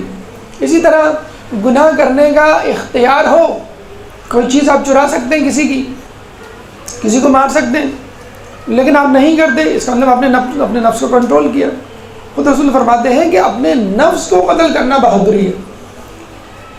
جب ایک لشکر جو ہے لڑ کر واپس آیا تو رسول اللہ نے کیا کہا؟ مبارک ہو، تم جہاد اصغر سے جہاد اکبر کی طرف آ رہے ہو، چھوٹے جہاد سے بڑے جہاد کی طرف آ رہے ہو۔ چھوٹا جہاد کیا ہے؟ دشمنوں کو پچھاڑنا، اور بڑا جہاد کیا ہے؟ اپنے نفس کو پچھاڑنا، یہ ہے بڑا جہاد۔ تو اصل جہاد کیا ہے؟ اپنے نفس پہ قابو۔ اس کی مثال مولا علی کی جنگ خندق کی کارکردگی میں نظر آتی ہے کہ جب انہوں نے عمر بن عبدود کو زیر کیا تو شجاعت ظاہری کا مظاہرہ کیا، اور جب سینے پہ چڑھے اور اس نے آپ کے چہرے اقدس پہ تھوکا تو مولانا نے فوراً اس کو چھوڑ دیا۔ یہ تھا شجاعت باطنی، کہ آپ نے اپنے غصے کو کنٹرول کیا۔ تو اپنے غصے کو، اپنے نفس کو کنٹرول کرنا شجاعت باطنی ہے، اور دشمن کو پچھاڑنا شجاعت ظاہری ہے۔ حضرت عباس کہ جن کی ولادت کا سبب ہی یہی تھا کہ امام حسین کے کام آئے، ام المؤمنین سے شادی کا مقصد ہی یہی تھا کہ ایک بہادر بچہ پیدا ہو، اس بہادر انسان کو جو کربلا کی راہ تکتا رہا عمر بھر، 30 سے زیادہ سال کی بہاریں اس نے دیکھی، اور جب کربلا کے میدان میں آیا لڑنے کے لیے، اپنے جوہر دکھانے کے لیے، تو اس کو روک دیا گیا کہ تمہیں جو ہے وہ لڑنے کی اجازت نہیں۔ کبھی جو کہا جا رہا ہے کہ خیمے لگاؤ، کبھی کہا جا رہا ہے کہ سواریوں کو سوار کرو، کبھی کہا جا رہا ہے کہ لوگوں کو روکو، کبھی فلاں کی مدد کرو، کبھی دشمن سے بات کرو، کبھی پانی کی سبیل کرو، لیکن جب لڑنے کا موقع آتا تو فوراً روک دیا جاتا۔ یہ جو اصل کام ہے، دیکھیے اس کی مثال بالکل ایسی ہے، بڑی اچھی مثال دی جاتی ہے، ہو سکتا ہے اس سے تھوڑی سی وہ ہوتی ہو، مطلب کہ یہ اس مثال کو کس طرح ملایا جا رہا ہے۔ میچ اگر ہو اور میچ وننگ پلیئر آپ کے پاس موجود ہو جو چکے چوکے لگا کر سینچری بنا کر اپنی ٹیم کو جتا سکتا ہے، اور اس پہ طرح یہ کہ کھلاڑی بدستور آؤٹ ہو کے آ رہے ہوں 0-0 پہ، اور جو بہترین کھلاڑی ہے، جو سینچری بنانے والا کھلاڑی، جو فل فارم میں ہے، جو انتظار کر رہا ہے اس میچ کا کہ میں کب میچ جتاؤں، اور وہ کہتا ہے اپنے کیپٹن سے مجھے کھیلنے کی اجازت دیں، تو کہتا نہیں تم ابھی نہ کھیلو بلکہ تم پلیئرز کو پانی پلاؤ، تو کتنا غصہ آئے گا، وہ کیا کہے گا؟ کیا میں کوئی ریزرو پلیئر ہوں، میں کوئی ویٹر ہوں، یا میں کوئی نوکر ہوں کہ میں لوگوں کو پانی پلاؤں؟ میرا کام ہے جوہر دکھانا میدان میں جا کر۔ حضرت عباس کہہ سکتے تھے کہ بھئی میرا کام تھوڑی پانی پلانا، پانی پلانے کے لیے آپ کسی کو بھی کہیں، اتنے اصحاب ہیں آپ کے پاس بہادر، میرا اصل کام ہے لڑنا، جس کے لیے مولانا مانگا تھا خدا سے مجھ کو، جس کے لیے میری والدہ سے شادی کی تھی، اور آپ اس موقع پہ کہہ رہے ہیں کہ نہیں تمہیں پانی پلانے کی، تمہیں جو ہے لڑنے کی اجازت نہیں ہے۔ تو یہ ہے وہ کمال جو ہمیں حضرت عباس کی اس میں نظر آتا ہے۔ دشمن کو پچھاڑنا، زیر کرنا کمال نہیں ہے، دشمن کو معاف کر دینا کمال ہے، یا اپنے نفس میں قابو رکھ کر جو ہے وہ میدان جنگ میں نہ اترنا۔ کیوں؟ اس کی وجہ ہے، اس کی وجہ کیا ہے جب آپ دشمن سے لڑتے ہیں تو آپ کی واہ واہ ہوتی ہے، آپ کی تعریف ہوتی ہے، آپ کو مال غنیمت ملتا ہے. لیکن جب آپ جنگ نہیں کرتے یا لوگوں سے نہیں لڑتے تو آپ کو طعنہ ملتا ہے کہ تم جو ہے اس قابل نہیں ہو، تم بہادر نہیں ہو، تم پر امام کو اعتماد نہیں ہے. طعنے ملتے ہیں نا.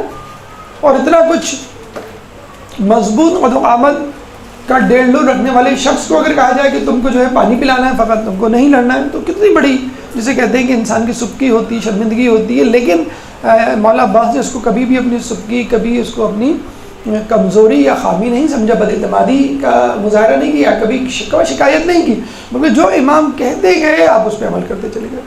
یہ ہے اصل بہادری، یہ ہے اصل شجاعت. ہم کہہ سکتے ہیں کہ حضرت عباس کے اندر شجاعت باطنی تھی کہ جس کو مظاہرے کا موقع نہ مل سکا. اگر موقع ملتا تو ایک عباس کافی ہوتے پوری کربلا کی جنگ کو جتوانے کے لیے.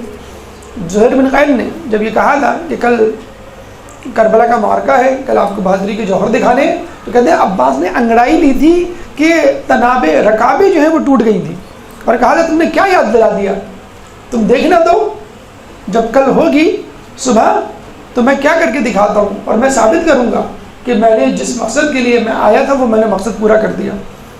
اتنا پرجوش نوجوان، اور خود لوگ بھی اس سے توقع کر رہے ہیں کہ ہاں بھئی آپ جوہر دکھائیں گے، اور پتہ چلا کہ اس کو جو ہے آخر وقت میں عین موقع پر مقابلے سے منع کر دیا جاتا ہے. تو یہ وہ جرت تھی، یہ وہ شجاعت حقیقی تھی، شجاعت باطنی تھی جو حضرت عباس کے شخصیت کا خاصہ تھی، اور مظاہرہ نہ کر سکے لیکن ہم پھر بھی کہتے ہیں کہ آپ بہت بڑے شجاع ہیں.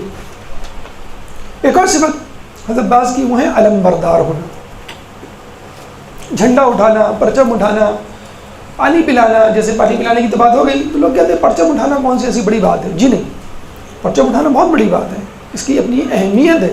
مثلا دیکھیں پرانے زمانے میں اور ابھی بھی پرانے زمانے میں فوج کو متحد رکھنے کے لیے علم کی ضرورت ہوتی تھی.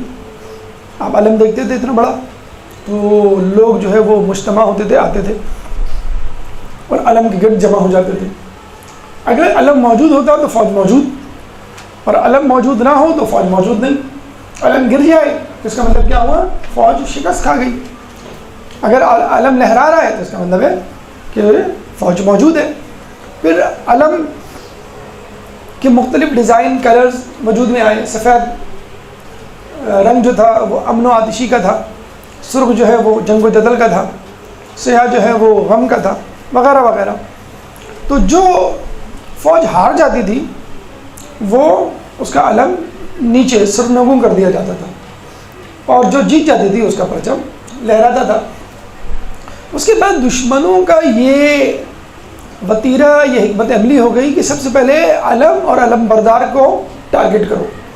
اگر علم گر گیا، اگر علم بردار مر گیا تو بس لوگوں کے، فوج کے حوصلے پست ہو جائیں گے. تو آپ سمجھ سکتے ہیں کہ علم بردار کی کیا اہمیت ہوتی ہوگی، کتنا مضبوط وہ نوجوان ہونا چاہیے کہ جو ایک ہاتھ میں علم کو سنبھالے اور دوسرے ہاتھ میں جس کے تلوار ہو، اور نہ تلوار گرے نہ علم. دونوں کی صورت میں اگر تلوار گر گئی تو بھی آپ کا قلعہ ہو جائے گا اور علم گر جائے گا، اور اگر علم گرا تو فوج کے حوصلے جو ہیں وہ پست ہو جائیں گے. یہ جسے کہتے ہیں کہ اہمیت تھی، یہ جو ہے وہ مقصد تھا علم کا اس زمانے میں. علم بردار کی بھی اہمیت، جیسے ہم نے کہا نا کہ اگر پانی کی اہمیت ہے تو پانی پلانے کی بھی اہمیت ہوگی. تو اب اگر علم کی اہمیت کو آپ نے سمجھ لیا تو اس کا مطلب ہے کہ علم بردار کی اہمیت کو بھی سمجھنا ہوگا، بلکہ علم بردار کی کچھ شرائط ہونی چاہیے جس کی بنا پہ ہم کہیں گے بھائی فلاں کو علم دینا چاہیے. میں آپ کو بتاتا ہوں، رسول اللہ کے دور میں ہمیشہ علم حضرت علی کے پاس ہوا کرتا تھا. جنگ احد میں حضرت علی کا سیدھا بازو زخمی ہوا تو علم ذرا جھولنے لگا، تھوڑا نیچے جانے لگا، تو کسی شخص نے علم کو پکڑ کے اپنے ہاتھ میں لینا چاہا.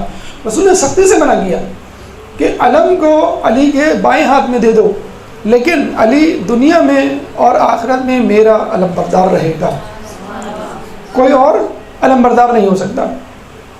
تمام جنگوں میں علم علی کے پاس رہا. اچھا اگر کسی کے پاس رہا بھی تو یہ بات ذہن میں رکھیں کہ علم دو طرح سے ہوتا ہے، ایک بڑا علم، ایک چھوٹا علم۔ بڑا علم جو علم بردار کے پاس ہوتا ہے، چھوٹا چھوٹا علم فرض کر لیں آپ کو کہا کہ ابھی تم فلاں شمال کی طرف جاؤ، پہاڑی کی طرف، اور وہاں پر جو ہے وہ فلاں فوج کا ایک گروہ، ایک لشکر موجود ہے، اس پہ دھاوا بولو، لیکن مرکزی فوج وہ میدان جنگ میں ہی رہے گی۔ اب ظاہر ہے آپ کو دو علم چاہیے، اب ایک تو مرکزی علم، اگر ہم نے مرکزی علم اس کو دے دیا تو لوگ سمجھیں کہ فوج وہاں چلی گئی، پھر یہاں کی فوجی پھر کہاں جائیں، نمبر ایک بات۔ نمبر دو، اگر ہم نے اس کو علم دے دیا اور وہ علم گر گیا یا وہ علم بردار مر گیا، شہید ہو گیا، تو یہاں کی فوج کے حوصلے پست ہو جائیں گے، تو ایک چھوٹا علم اس کو دے دیا جاتا تھا۔ جنگ کے دوران ہی کوئی چھوٹی کارروائی کرنی ہو کہ بھئی آپ کو گھاٹی کے پیچھے جانا ہے، پہاڑ کی طرف جانا ہے، وادی میں، اس کو ہم کہتے تھے لوا، لام واو الف حمزہ، لوا، چھوٹے علم کو کہتے ہیں لوا، اور بڑے علم کو کہا جاتا تھا رائت، را الف یہ تے، رائت، ٹھیک۔ تو اگر کسی کو کوئی علم ملتا بھی تھا تو وہ لوا ہوتا تھا، رائت نہیں۔ جیسے مصعب بن عمیر کو ایک دفعہ علم دیا گیا تھا، رسول اللہ کے صحابی، لیکن وہ علم لوا تھا، رائت علی کے پاس ہی تھا۔ مصعب بن عمیر کے بارے میں ملتا ہے کہ ان کا سیدھا بازو قلم ہوا تو انہوں نے علم جو ہے الٹے ہاتھ میں لے لیا، الٹا بازو زخمی ہوا تو انہوں نے سینے پہ لے لیا، جب سینے پہ لیا تو پیچھے سے کسی نے خنجر سے وار کیا، نیزے سے، تو وہ بیچارے شہید ہو گئے۔ تو وہ لوا تھا، رائت نہیں تھا اگر ان کو ملا۔ اسی طرح جنگ موتا میں رسول اللہ نے کہا تھا کہ علم عبداللہ بن جعفر طیار کے پاس رہے گا، جب یہ شہید ہو جائیں گے تو علم جو ہے وہ ایک اور صحابی رواح کر کے ان کا نام تھا، یاد نہیں آ رہا مجھے مکمل، ان کے پاس رہے گا، اور جب وہ شہید ہو جائیں گے تو زید بن حارثہ کے پاس رہے گا، ٹھیک ہے، تین، عبید بن رواح غالباً ان کا نام تھا۔ کہتے ہیں کہ لوگ رسول اللہ جب یہ جو فوج گئی، اچھا اب آپ کہیں گے بھائی اس جنگ میں بھی علی کے پاس تو نہیں تھا، جنگ موتا میں علی گئے نہیں تھے، جنگ موتا میں علی گئے نہیں تھے، تو علی جو ہے وہ مدینے میں تھے، اور رسول اللہ جو ہے وہ مدینے کی مسجد نبوی میں ٹہل رہے تھے اور بتلا رہے تھے، رننگ کمنٹری جسے کہہ لیں۔ ابھی جو ہے اب جعفر طیار شہید ہو گئے، اب علم جو ہے عبید اللہ رواح کے پاس ہے اور وہ بھی شہید ہو گئے، اب علم جو ہے وہ زید بن حارثہ کے پاس ہے۔ دیکھیے رسول اللہ کو معلوم تھا کہ جعفر طیار شہید ہوں گے، ان کو معلوم تھا اس کے بعد جو دوسرے علم بردار ہیں عبید اللہ رواح وہ بھی شہید ہوں گے، پھر تیسرے کے بعد آئے گا، اسی لیے انہوں نے پہلے ہی سے تینوں علم برداروں کا نام لے لیا تھا، اتنا اہم ہے۔ اچھا اس کے بعد بھی وہ بدستور نظر رکھے ہوئے ہیں کہ کس نے علم لیا، اسی شخص نے جس کا میں نے کہا تھا، ہاں ٹھیک ہے، وہ شہید ہو گئے، اب کس نے لیا، اسی شخص نے جس کا میں نے کہا تھا، ٹھیک ہے، وہ شہید ہو گئے، اب کس نے علم لیا، فلاں نے، زید بن حارثہ نے، ٹھیک ہے، وہ میں نے کہا تھا۔ یعنی بدستور اس کو چیک اینڈ بیلنس بھی کر رہے ہیں، پوچھ بھی رہے ہیں، دیکھ بھی رہے ہیں، بتلا بھی رہے ہیں، علم غیب سے ان کو خبر مل رہی ہے۔ تو اس کا مطلب کیا ہوا کہ علم بردار کی بڑی امپورٹنس ہے، بہت اہمیت ہے۔ صرف اس کے پاس ہونا چاہیے جو سب سے بہادر ہو، صرف اس کے پاس ہونا چاہیے جو علم کی اہمیت حیثیت کو برقرار رکھنے کا ملکہ رکھتا ہو۔ اس لیے رسول اللہ نے کبھی علم کو علی کے علاوہ کسی کو نہیں دیا، اگر دیا تو وہ چھوٹا علم تھا، لوا، جیسے مصعب بن عمیر کو، اور اگر علی نہیں تھے تو بتلا دیا کہ اس کو ملے گا، پھر اس کو ملے گا، اس کو ملے گا۔ ان کو معلوم تھا کہ تیسرا شہید نہیں ہوگا، اسی چوتھے کا نام نہیں لیا۔ اور جو شہید ہوئے ان کے بڑے درجات ہیں علم برداروں کے۔ مصعب بن عمیر بہت ہی خوبصورت شخصیت تھے، بہت امیر تھے، بہت ہی قیمتی خوشبو لگایا کرتے تھے، جہاں سے گزر جاتے لوگ آ کے بتلاتے تھے یہاں سے مصعب بن عمیر گزرے، اتنے امیر کبیر، اتنے خوش مزاج، خوش لباس۔ جب شہید ہوئے تو کفن نہیں تھا ان کو پہنانے کو، چادر تھی چھوٹی سی، سر ڈھانپتے تو پیر کھل جاتے، اور پیر ڈھانپتے تو سر کھل جاتا۔ تو پیر جب کھلے تو رسول اللہ نے وہاں پہ ازخر گھاس ڈال دی، یہ ان کا رتبہ تھا۔ اور رسول اللہ نے کہا کہ اب کوئی نہ کہے کہ اسلام کی راہ میں مجھ پر بڑی مصیبتیں آئی ہیں، یعنی مصعب بن عمیر جیسا شخص قربانی دے رہا ہے، ناز و نعم میں پلا ہوا، تو اب کوئی نہ کہے کہ مجھے زخم لگا، مجھے چوٹ لگی، مجھے تکلیف ہو رہی ہے، مجھے درد ہو رہا جعفر طیار جب شہید ہوئے تو رسول اللہ نے باقاعدہ کہا کہ جعفر طیار کو جنت میں 2 پر عطا کیے جائیں گے جس سے وہ پرواز کریں گے. اور یہی بات حضرت عباس کے بارے میں بھی کہا جاتی ہے کہ جنت میں ان کو 2 پر دیے جائیں گے جس سے وہ پرواز کریں گے. پھر جو زید تھے اسامہ کے والد، ان کے بیٹے کو رسول اللہ نے آخری لشکر کی عمارت دی تھی جس پہ لوگوں نے اعتراض کیا تھا. یعنی علم برداروں کی بھی اہمیت، شہید ہونے کے بعد ان کے بہت بلند درجات اور حصہ لینے پر بھی ان کی جو ہے وہ تعریف و توصیف. تو آپ نے دیکھا کہ علم کی اپنی حیثیت ہے، علم کی اپنی افادیت ہے، علم ایک حکمت عملی ہے دشمن کو زیر کرنے کے حوالے سے. علی ہمیشہ علم بردار رہے، تو ظاہر سی بات ہے علم بردار کی کوئی خصوصیت ہونی چاہیے، کوالیفیکیشن ہونی چاہیے. تو خود علی نہج البلاغہ میں فرماتے ہیں کہ علم کو اس کے پاس ہونا چاہیے جو بہادر ہو. ٹھیک ہے. اور رسول اللہ کیا فرماتے ہیں جنگ خیبر میں جب انہوں نے دیکھا کہ لوگ آ رہے ہیں پھر جا رہے ہیں پھر جا رہے ہیں پھر آ رہے ہیں، ایک دوسرے پہ الزام دھر رہے ہیں، تو رسول اللہ نے کیا کہا؟ کل میں علم اس شخص کو دوں گا جو حیدر ہوگا، رجل ہوگا، کرار ہوگا، اللہ سے محبت، اللہ اس کے رسول سے محبت کرتا ہوگا اور اللہ اور رسول اس سے محبت کرتے ہوں گے. 5 خصوصیات گن بھائی. رجل یعنی مرد کا مطلب بہادر ہوگا. پھر کرار کا مطلب ہے بڑھ بڑھ کر حملے کرنے والا، کرار کا مطلب ہے بڑھ بڑھ کے حملے کرنے والا. اور پھر غیر فرار یعنی میدان جنگ کو نہ چھوڑنے والا. حضرت علی سے لوگوں نے پوچھا کہ آپ اتنے بڑے بہادر ہیں، گھوڑا بڑا مریل سا رکھا ہوا ہے آپ نے. تو حضرت علی نے کہا کہ میں میدان جنگ سے بھاگتا ہی نہیں، تو مجھے تیز گھوڑے کی کیا ضرورت. ایک دفعہ کسی نے پوچھا کہ حضرت علی آپ آگے کی طرف تو زرہ پہنتے ہیں، پیچھے کی طرف زرہ نہیں پہنتے. تو حضرت علی نے کہا کہ میں نے کبھی دشمن کو پیٹھ دکھائی نہیں کہ وہ پیچھے سے حملہ کر سکے، نوبت ہی نہیں آئی. اور اگر کوئی پیچھے سے حملہ کرے بھی تو کرنے دو، یہ مردوں کی اور سپاہیوں کی بہادروں کی شان ہی نہیں ہے کہ وہ پیچھے سے حملہ کرے. بہرحال تو 5 صفات گنوائی رسول اللہ نے. نمبر 1 رجل یعنی بہادر ہو. نمبر 2 کرار ہو، بڑھ بڑھ کے حملے کرنے والا ہو. نمبر 3 غیر فرار ہو. نمبر 4 اللہ اور رسول کو دوست رکھتا ہو. نمبر 5 اللہ رسول بھی اس کو دوست رکھتے ہوں. یہ بڑی اہم خصوصیات ہے. خصوصی طور پہ آخری والی خصوصیت شرط کہ اللہ رسول بھی اس کو دوست رکھتے ہوں. دیکھیں ہر کوئی یہ دعویٰ کرتا ہے کہ میں اللہ اور رسول کو پسند کرتا ہوں، اللہ رسول سے محبت کرتا ہوں. کیا ہم میں سے کوئی دعویٰ کر سکتا ہے کہ اللہ اور اس کا رسول بھی مجھ سے محبت کرتے ہیں؟ آپ کو کیسے معلوم؟ تو یہ علی کے حق میں ہونے کی پہچان ہے کہ اللہ اور اس کا رسول بھی ان سے محبت کرتا تھا. تو یہ شرائط ہیں کہ جو اس میں موجود ہونی چاہیے. اب آئیے حضرت عباس کی طرف کہ اس علم برداری میں ان کا کیا شیئر ہے، کیا ان کا حصہ ہے. دیکھیں علم علی کے پاس تھا، علی کے پاس رہا، بلکہ رسول اللہ کا یہ قول ہے کہ علی جو ہے وہ دنیا اور آخرت میں میرے علم بردار ہوں گے. اچھا کسی سے رسول اللہ سے پوچھا کہ جنت میں سب سے پہلے کون جائے گا؟ رسول اللہ نے کہا علی. جو ظاہر بات ہے کوئی منافع ہوگا وہ جل جائے تو کیا کہا علی جائیں گے. علی آپ سے بہتر کہ علم بردار سردار سے پہلے جنت میں جائے گا. علی میرے علم بردار ہے، میں سردار ہوں. اللہم صلی علی.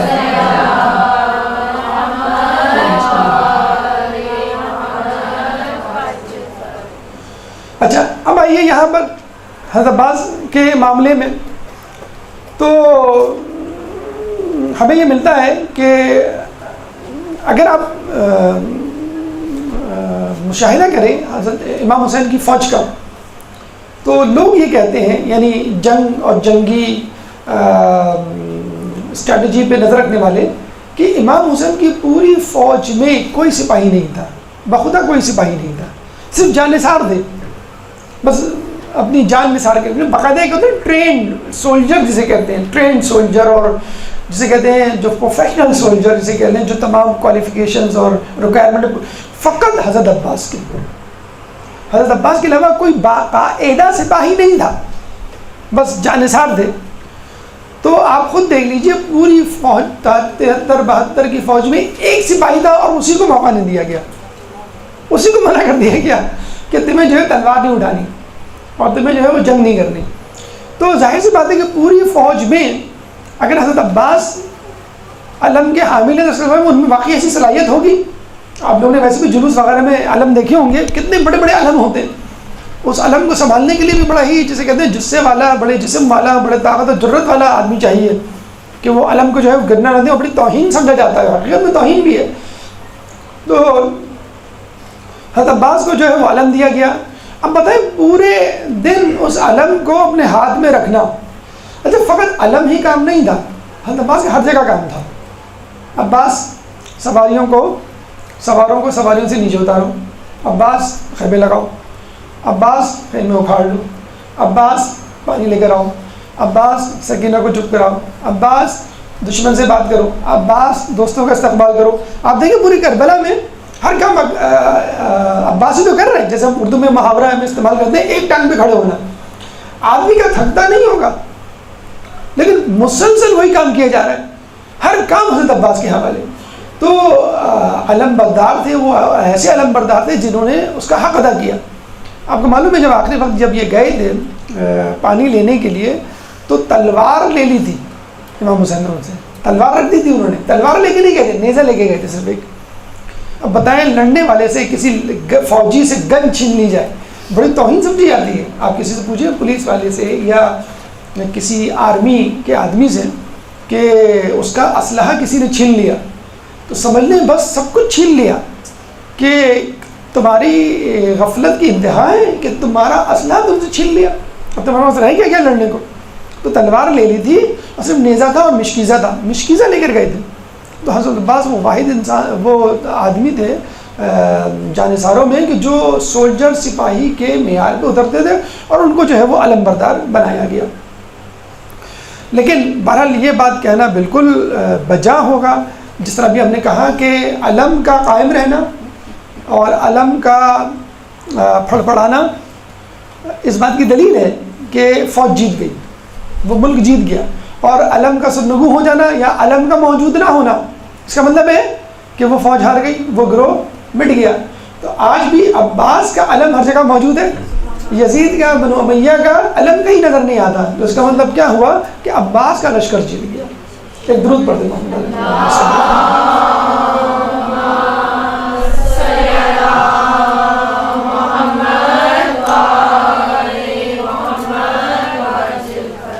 بھائی حضرت امیر المومنین کے دور کی طرف چلتے ہیں، ادوار عباس۔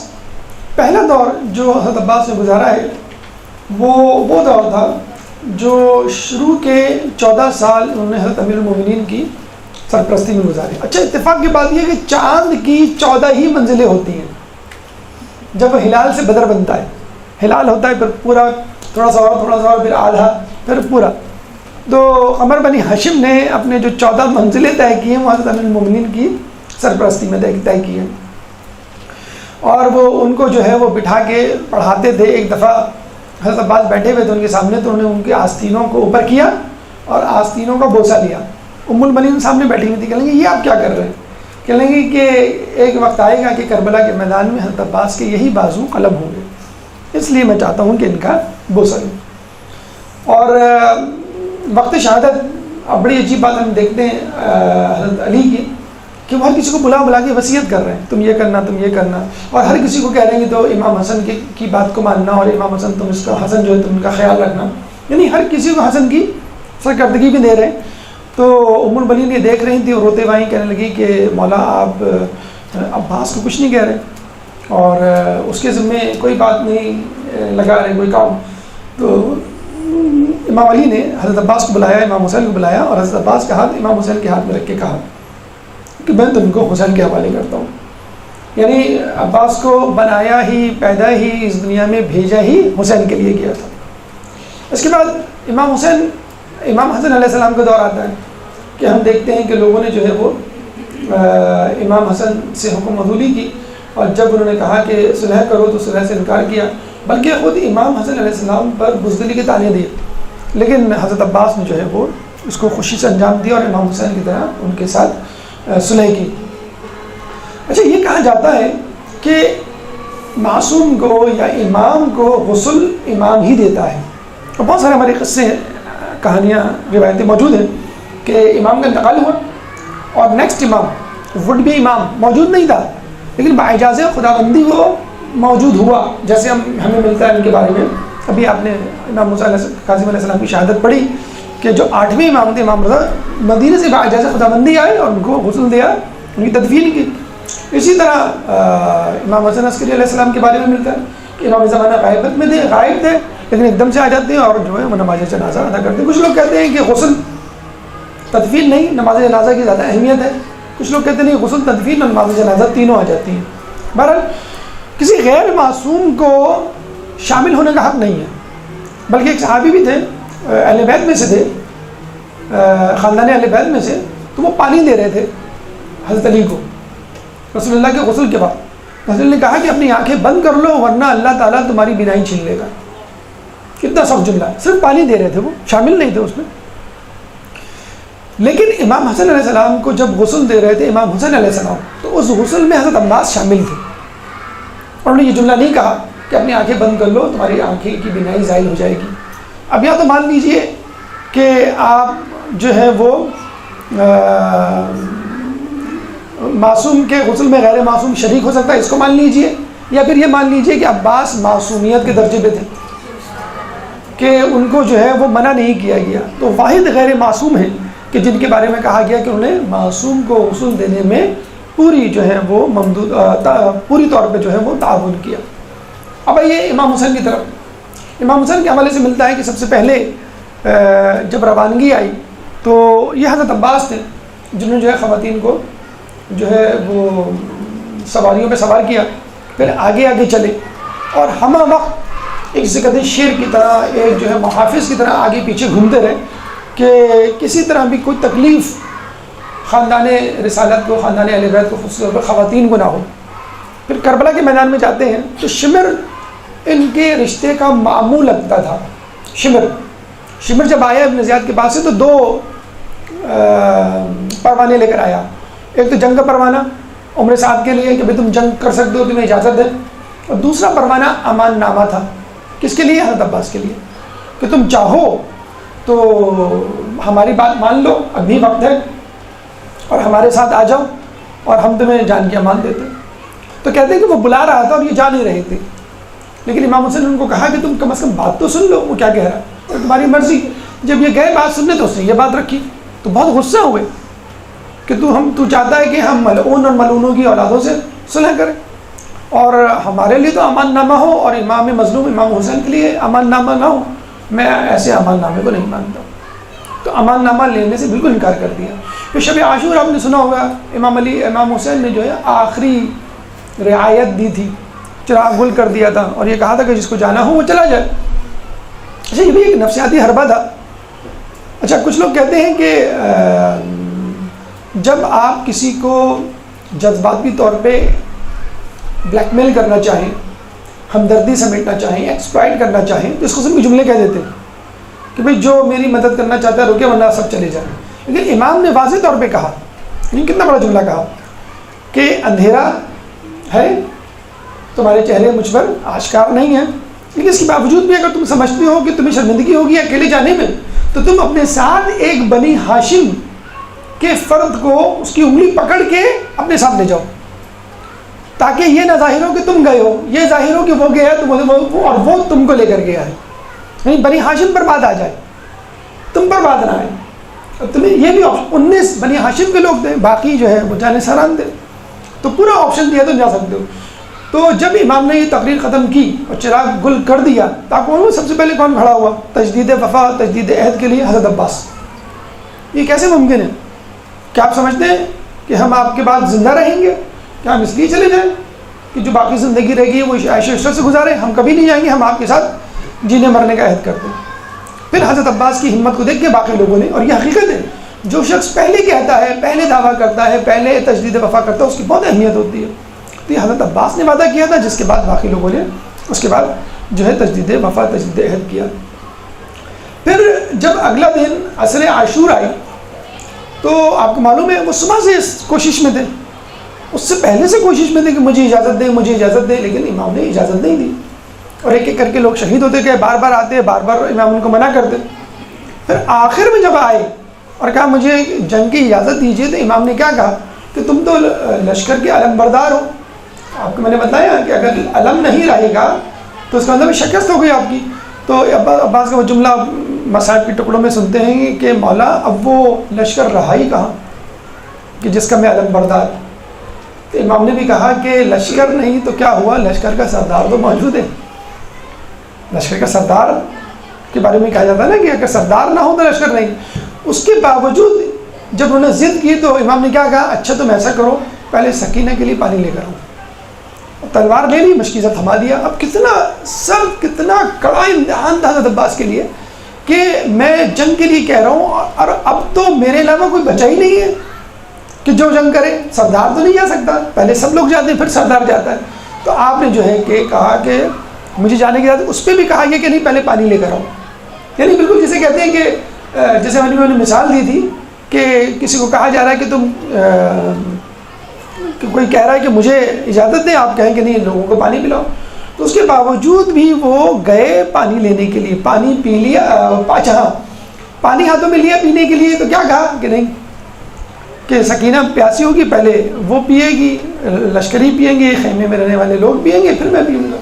تو آپ نے چھوڑ کے مشکیزے میں پانی بھر لیا۔ اب آپ خود دیکھ لیے، ایک ہاتھ میں مشکیزہ ہے اور ایک ہاتھ میں علم ہے، تو دشمن جو ہے چاروں طرف سے بارش کر رہا ہے نیزوں کی، اور یہ بچتے چلے جا رہے ہیں۔ دشمن نے کیا کہا کہ اس کے مشکیزے کو نشانہ بناؤ، بس مشکیزہ چھدا، دو ٹکڑے ہوا، پارا پارا ہوا۔ کہتے ہیں کہ حضرت عباس کا دل بھی پارا پارا ہو گیا، اور وہ سر جھکا کے گھوڑے پہ بیٹھ گئے۔ دشمن نے جب یہ موقع دیکھا تو پیچھے سے نیزہ پھینکا، اور نیزہ لگتے ہی وہ زمین پہ گرے۔ کہتے ہیں کہ ایک آنکھ میں تیر تھا اور وہ گھوڑے سے گرے ہوئے تھے۔ اس کے باوجود جب امام حسین آئے تو انتہائی ادب کے ساتھ، انتہائی اخلاق کے ساتھ ان کے ساتھ بات کی، اور میں نہیں چاہتا کہ میرے خون سے آپ کا جسم جو ہے آلودہ ہوا۔ اسی طرح امام حسین نے کہا کہ میں چاہتا ہوں کہ میری آخری خواہش تم پوری کر دو، اور کیا ہے آخری خواہش کہ تم مجھے بھائی کہہ کے پکارو۔ تو حضرت عباس نے ان کو جو ہے بھائی کہا، اور یہ بھی کہا کہ مجھے جو ہے وہ خیمے میں نہ لے جائیے گا کہ میں کس منہ سے سکینہ کو جو ہے اپنا منہ دکھاؤں گا کہ میں اس کے لیے پانی نہیں لا سکا۔ اور پھر یہ بھی کہا جاتا ہے کہ حضرت عباس کی جو قبر ہمیں امام حسین اور دیگر لوگوں سے دور نظر آتی ہے، اس کی وجہ بھی یہی ہے شاید کہ امام حسین نے ان کو خیمہ گاہ سے دور دفنایا، اور آج بھی جو ہے وہ باب الحوائج کے طور پہ اپنی قبر مبارک میں آرام کر رہے ہیں، لیکن لوگوں کی ضرورتوں، لوگوں کی حاجتوں کو پورا کر رہے ہیں۔ اللہ تعالیٰ سے دعا ہے کہ جو کچھ سنا اور پڑھا اس میں عمل کرنے کی توفیق عطا فرما۔ اللہ تعالیٰ سے دعا ہے کہ حضرت عباس کے نقش قدم پر چلنے کی توفیق عطا فرما۔